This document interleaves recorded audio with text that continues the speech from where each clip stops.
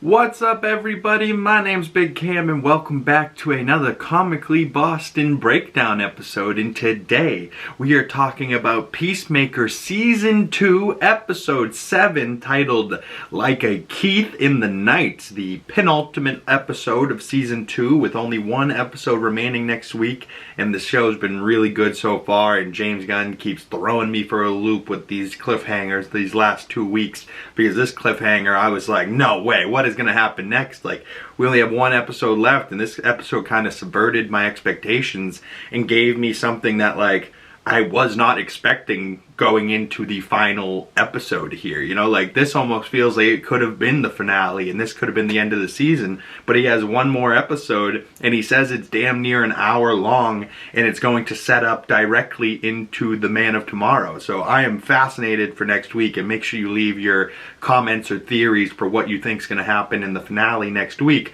But let's jump right on into this episode. Previously on Peacemaker, Vigilante finally met himself from the other universe like he always wanted, but there's one major difference between the two of them. Rick Flag Sr. went to meet Lex Luthor in prison and they are now working together. Harcourt and Peacemaker finally talked about their feelings and she almost broke down in tears before Chris finally realizes that something's been wrong with this other universe the whole time, and he sees that there was a Nazi symbol on the American flag. And Harcourt says, "This is your perfect universe, huh?" Meanwhile, Keith sees ADEBYO out walking on the street and he stops his truck and says, "One got out! A black!" And then ADEBYO is left running for her life away from this angry white mob. And that's where episode 6 cut to credits. So we jump right into this episode, right where we left off last episode, right where Chris and Harcourt, and she's like, "You really think this is the perfect universe, huh?" And then it expands her conversation, and we see that Earth X Harcourt is telling the guards to arrest that woman. She is not me. And our Harcourt says to Chris, "I can't believe you didn't realize we were in Nazi world." And he's like, "Oh, come on, how was I supposed to know that?" And she's like, "Maybe because there's copies of Mein Kampf on every desk." And he's like, "Come on, you think I'd be this buff if I looked at books?" So he gets a pass for missing the books on the table, but she's like, "You missed the fucking giant mural of Hitler on the wall?" And he's like, "Oh fuck, how did I miss that? How did he miss that? It was huge, it took up the whole entire wall." And I was like, oh shit, was that there the whole time and we missed it? No way, we would have noticed that, you know, like that's too noticeable for the audience, but maybe Chris just missed it. But now I'm like, God, I have to go back and watch the rest of the series and see if there is like a mural on that wall in the background the whole time, but it's just like blurred out or something and we just don't see it because it's not in focus. I'm curious, I'm gonna have to go back and check that out. So Earth X Harcourt runs over to Chris and is like, "Get away from her, Chris, what are you doing?" And he's like, "I think we should break up, Emilia." And she's like, "For what?" And he's like, "Because of what I'm about to do." And he starts beating up the guards, and him and Harcourt kick the asses of all the guards in there, and then they start to make a run for it, and then it cuts into the intro. I was like, holy shit, James Gunn, what a way to kick off this episode. But after the intro, we see Chapter 7, Like a Keith in the Night, was written by James Gunn and directed by Althea Jones. And we cut back to the two vigilantes talking to each other. And our vigilante asks, "Who are the Sons of Liberty?" And Earth X Vigilante says that they are the only resistance this world has against the worldwide Nazi oppressors. And we learn that the Nazis won World War II in this universe. And Vigilante remembers that he came with a black person. He's like, "Oh shit, I came with a black person? This world's run by Nazis? What if I came with somebody that's technically black?" And he's like, "Technically black?" And he's like, no, she's definitely black. First thing I noticed about her. And Earth X Vigilante is like, "Oh shit, we gotta go. If they find your friend, you'll never see her again." So they take off running, trying to go find ADEBYO. And we cut back to ADEBYO running for her life, and Keith gets a phone call from his father while he's in this angry mob running. And he's like, "What do you want? I'm busy." And he's like, "Drop what you're doing, get back here. This is more important." And we see that AGEE has ECONOMOS tied up to a chair in their house. ADEBYO runs and jumps a fence to get away, and then she like jumps into a pool, and these people are like right behind her when Judo Master shows up and pulls her up out of the pool, and he says, "Zippity zap, bitches," and electrocutes the Nazis in the pool, and they get away. But I have a clip of him doing this.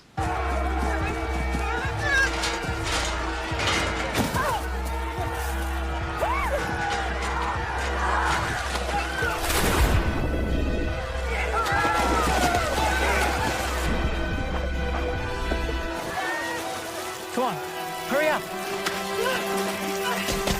Zippity zap, bitches!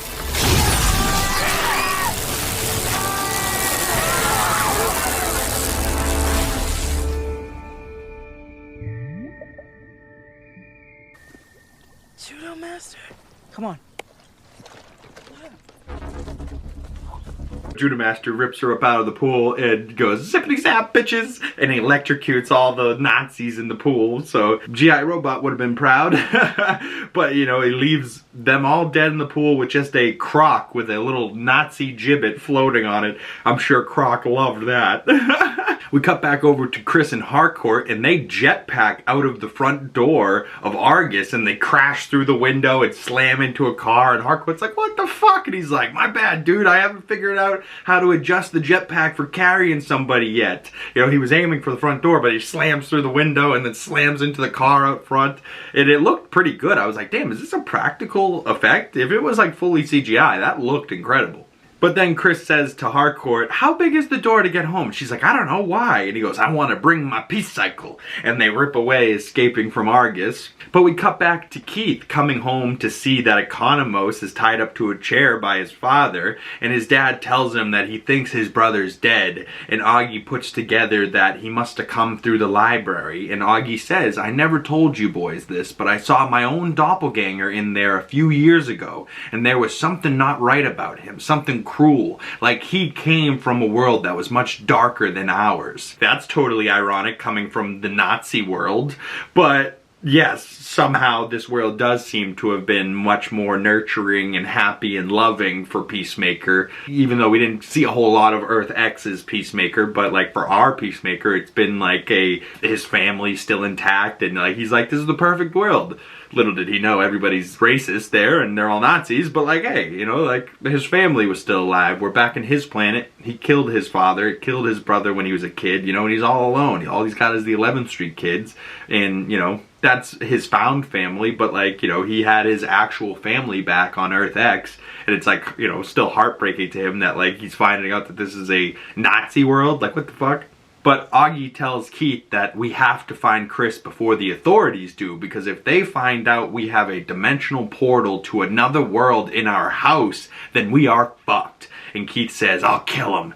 And he goes, we gotta find him first. And Keith brings up that Emilia was not acting like herself either, and she was wearing pants. And Augie says, alright, however many there are, we have to round them up and we gotta send them back, and you gotta keep your head on straight, alright? You were always the son that could do that. Don't let me down, okay? Let's go suit up. And we cut back over to Judo Master as he takes ADEBYO to the house that he's been staying in this universe, and it's empty because the owners are away, but he chose this one because it had the most snacks, and so he went around checking a bunch of the houses to see which one was empty. He found some other empty ones, but they didn't have as good a snack, so that's why he chose this house. And we know our boy Judo Master loves his hot Cheetos, but even those are spelled with an H at the end in this universe.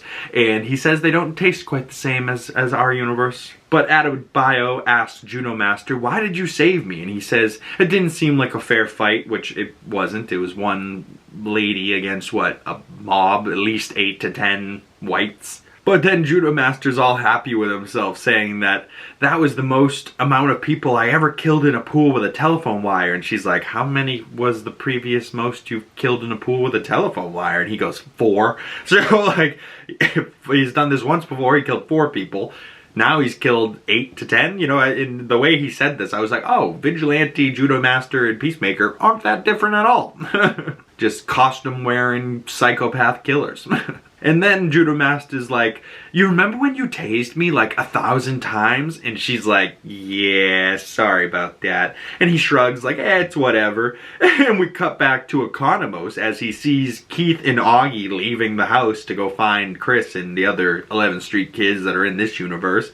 And he gets all mad at EAGLY for not helping him. And he's like, EAGLY, you're so freaking selfish. You brought me a string. You want me to get you food? I'm tied up to a chair, man. Come on. Yeah, like, little parts of the ECONOMOS of this episode were really funny. And Sol Rodriguez had posted a picture of her in John ECONOMOS, and she was like, I really appreciate Steve Agee this episode. So everyone was like, oh fuck, ECONOMOS dies this episode. So I was incredibly nervous that he was going to die at any moment. Thankfully, not in episode 7, maybe in episode 8, but who knows. We cut back to Judo Master and ADEBYO talking, and Judo Master says that he's been reading all of the history books in this universe. In the Nazis won World War II, and that you don't want to be a minority in this world. And ADEBYO's like, the Nazis won World War II? What the hell? Like, what the hell do we do now? And Judo Master's like, we wait for nightfall, and then we go and find your friends. And she's like, alright, so like, how are we gonna pass the time? And he goes, you play Scrabble? It's called Scrabble in this universe.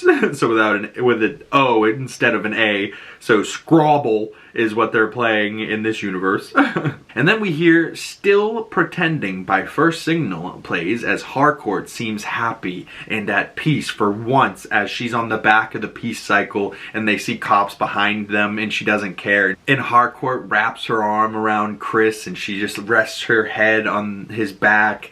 And, you know, she just looks like she's finally like at peace for a moment, covered in blood, but she like, you know, it seems like her and Chris have never been closer at this moment. You know, he left the other Harcourt for her, you know, he's fighting to get out of there with her, you know, like, I don't know, I feel like these two finally have some type of connection going on. And then they're surrounded by cops and Chris tries to get away, but he gets kind of cornered and it looks like they're trapped and like the song is still playing, and then all of a sudden the song cuts out as some explosions come in and we see Keith and Augie come in and they start killing all the cops. And he says, you two want to live? Come with us. So they found Chris and Emilia, so now they're bringing them back to the house. Cut back to Flag with Lex Luthor's guy, Sidney Happerstein. And we saw him in Superman, and he's back as a little cameo in this. And we learned that Happerstein was a MIT super genius, and he threw it all away to go work with Lex Luthor. And he gives Flag trouble at first, saying, why would I help you? Is it going to get time off my sentence?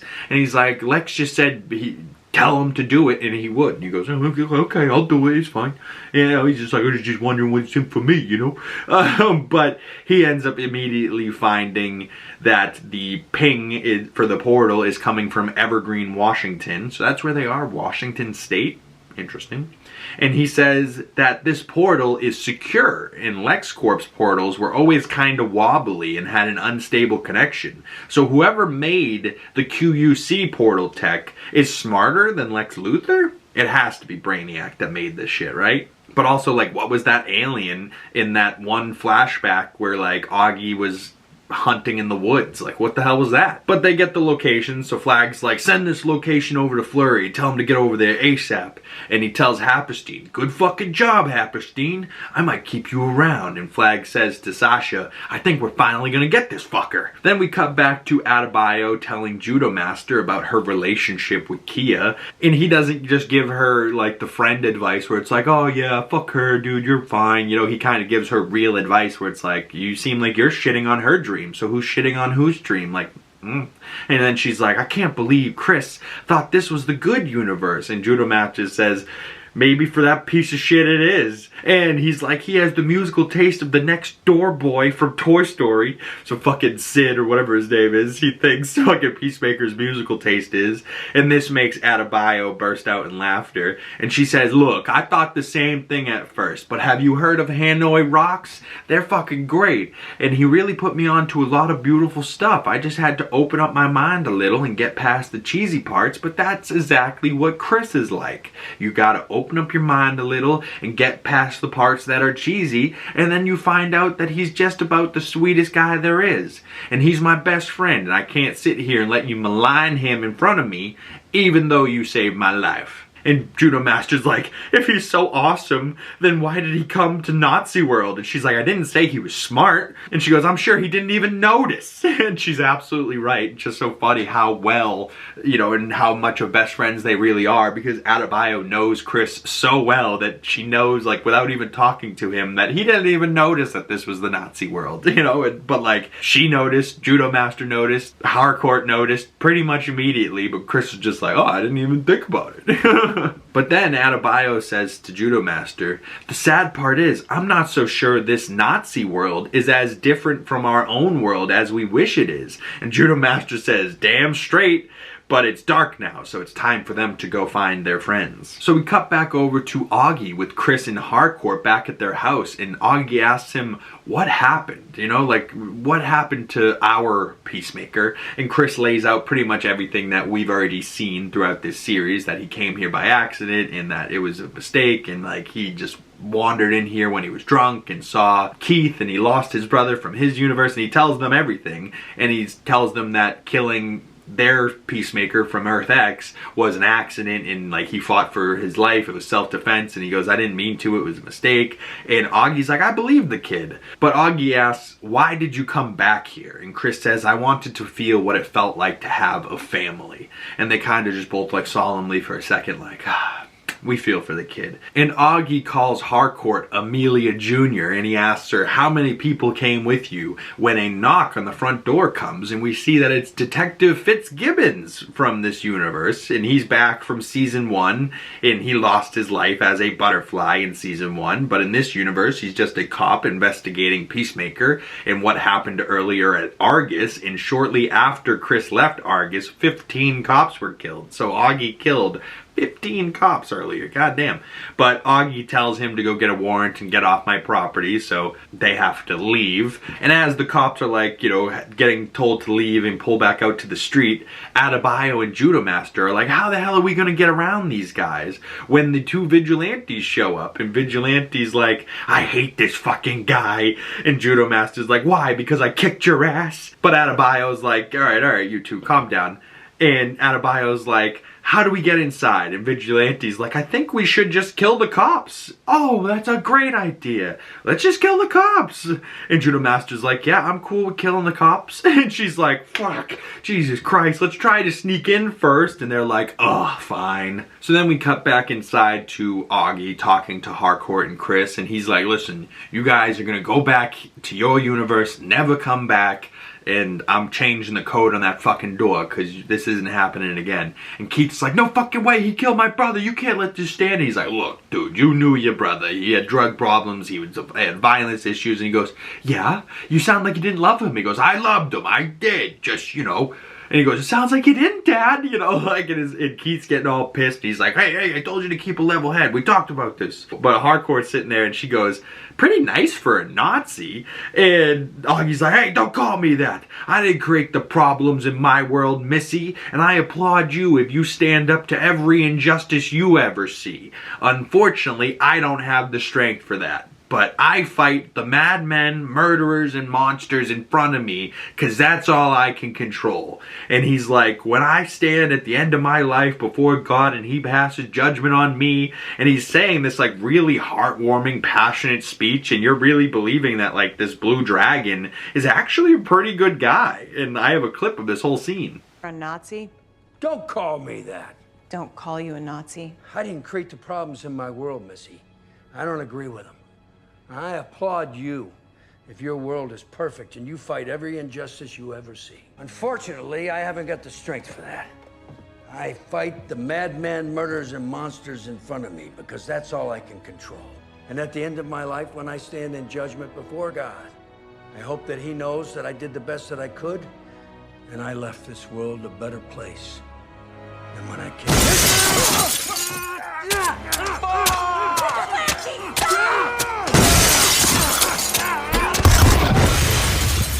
Oh fuck.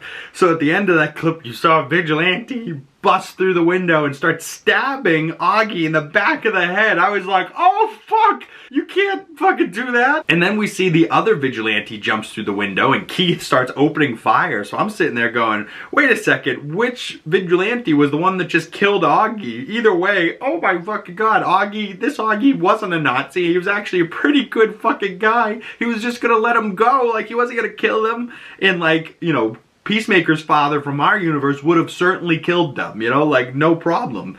That's so crazy. Vigilante just like hops the fucking fence and we just see him like in the background. It's almost like no. And then he just jumps through the window, stab, you know, like oh my god, Vigilante, you psychopath. But But the cops outside hear the gunfire and they're like, that's cause to enter. So they start running in and the vigilantes open fire on the cops as our 11th Street kids are back together and trying to drag ECONOMOS, who is still tied to a chair, and they're trying to drag him back to the QUC door. We see our vigilante get shot and Keith is left holding Augie's dead body crying when he comes busting through the wall like the Kool-Aid man, and he says to Chris, what did you bring to us?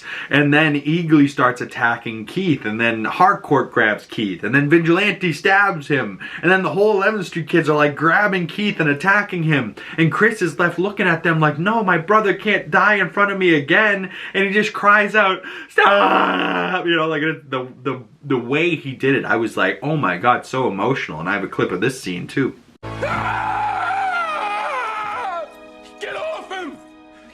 Please. Stop. What's wrong? But all the 11th Street kids are around as he's like, stop! And you saw like the very end of that clip, he's like, you know, starts flashing through like the memories of like killing his dad and like killing his own brother in his universe. And he's like, what the fuck is wrong with all of us? And he like yells at all of them in that room. And he's like left looking at his brother like so distraught. And I actually have a clip of the full scene.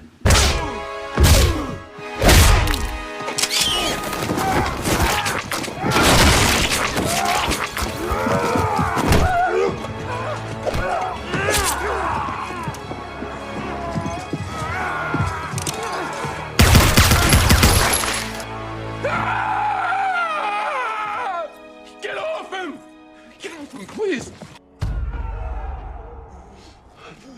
What's wrong? What the fuck is wrong with all of us? I'm sorry. I'm so fucking sorry. You killed your brother, you piece of shit! This is me. Everything I touch. This is not your world that's wrong or mine. It's me. Fuck.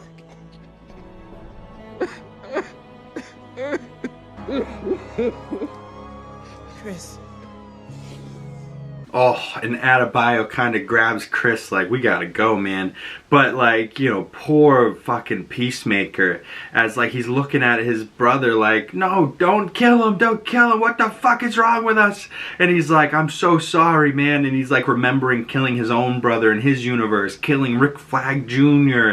And Chris says, it's everything, it's me, it's everything I touch. It's not your universe or mine, it's me. Everything I touch, I kill. Oh, fuck, it's me. I'm the reason everything sucks. And he cries on Keith's body as he looks like he's dying maybe. And ADEBYO like grabs Chris and they run through the QUC. And Vigilante hugs himself and then goes back into the QUC. And then HARCOURT asks Vigilante from the Earth X universe for a gun, and she says to Keith, I'm sorry, I can't have you coming after him. And she points a gun at him, point blank, and she's about to kill Keith, but the cops bust in, and she dives into the QUC as Earth X's Vigilante kind of does this crazy like flip to shut the door. So Keith is left on the ground, possibly dying, but maybe he will be back to hunt Peacemaker down in the future, just by the way that HARCOURT's line left that up for foreshadowing maybe in the future. But then we see Flag and Argus arriving at Vigilante's mother's house, where the portal is, where our 11th Street kids should be coming back to right now. So, oh no,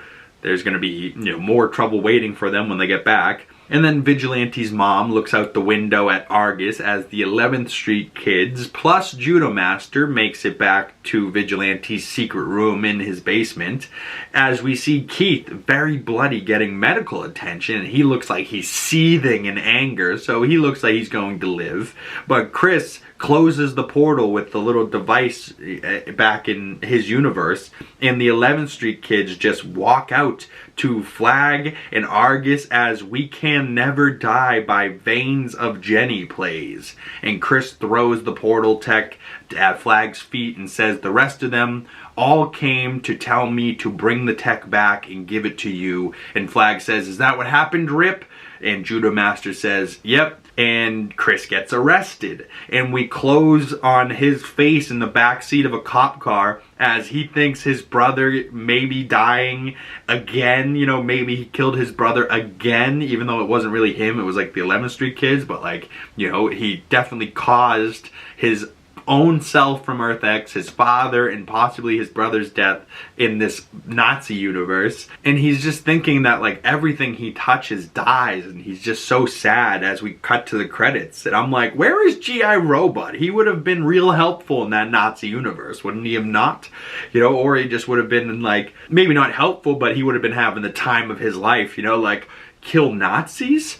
Peacemaker is friend who kills Nazis with G.I. Robot? Very nice. But then the post-credit scene, because every episode of Peacemaker has a post-credit scene, and this one was back with our boy Sidney Happerstein, and he has extra time after Flag left, and he says to one of the guards, you might want to leave the room. I'm gonna reopen my Pornhub account. And the guy doesn't leave, so he goes, okay, suit yourself. I'm about to drown my keyboard. And then he starts like pulling down his pants as it cuts away. And I was just like, Jesus Christ. I was like, I don't think they needed to include that part. But like, all right. Sidney Happenstein has a Pornhub account and he's jerking off in front of his gods from Argus. So, what the hell? If the next time we cut back to Lex Luthor's little flying chamber device where his desk is and the keyboard's sticky, we know why.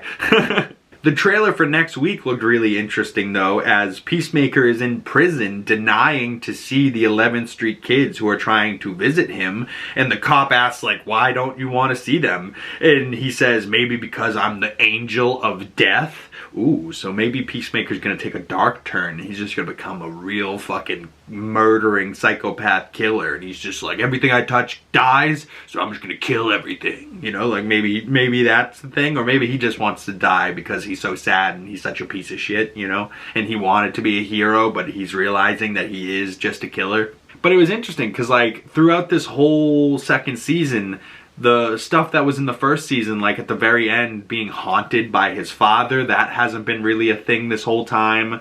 But granted, he hasn't had a second to think about that because he's been actually seeing his father again in this other universe. Or maybe just like his father's love in that other universe cured that problem that he was having. Who knows? I'm sure James Gunn has some type of reason why he didn't do it. But, you know, like that didn't carry over from season 1, and like Peacemaker not being able to kill because he like didn't want to. He's like, I can't kill for no reason anymore. Like I'm cool with killing butterflies, but I can't just kill for no reason anymore. And it doesn't seem like that carried over either. But who knows? You know, by the end of this, it seems like he's fully leaning into, I'm the Archangel of Death, or whatever he says. I'm the Angel of Death.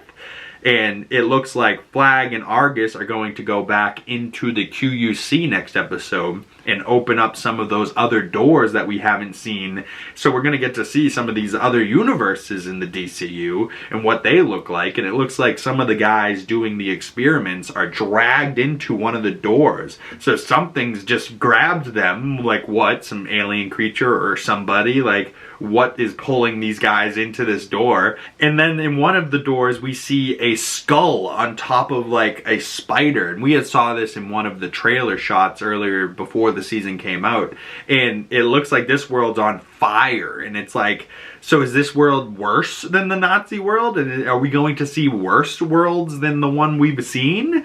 And ECONOMOS asked HARCOURT, when has anything we have ever done ever been for the good of the people? As they both just look very sad and defeated at each other. So what will happen to our poor boy Peacemaker and the 11th Street kids in the final episode of season 2? I'd love to hear your thoughts down below.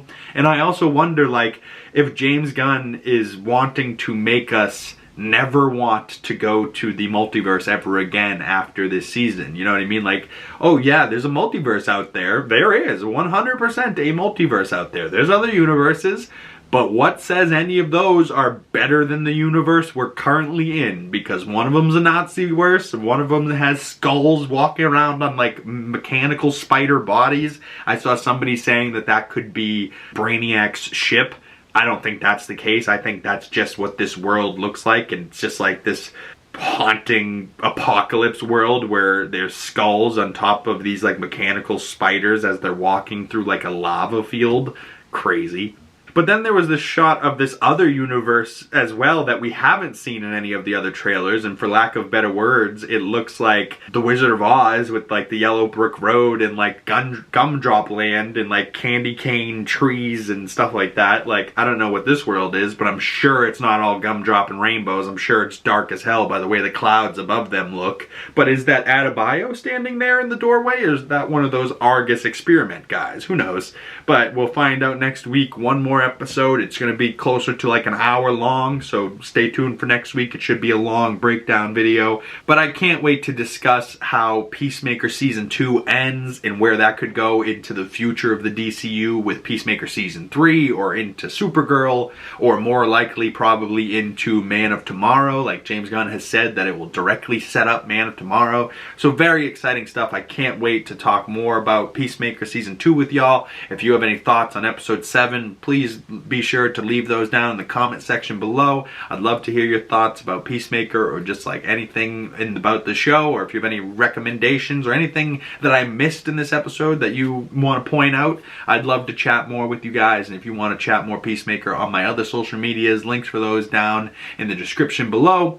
And if you made it this far and you would like to support the channel, the best way to do that is liking this video, dropping a comment in the comment section down below, subscribing if you haven't already, sharing this video with a friend, and hitting that bell so you don't miss next week's Peacemaker finale episode, and you can get the notification when that comes out. Once again, my name's Big Cam. Thank you guys so much for sticking around this far into the video, and I will see you beautiful people in the next one. Peace!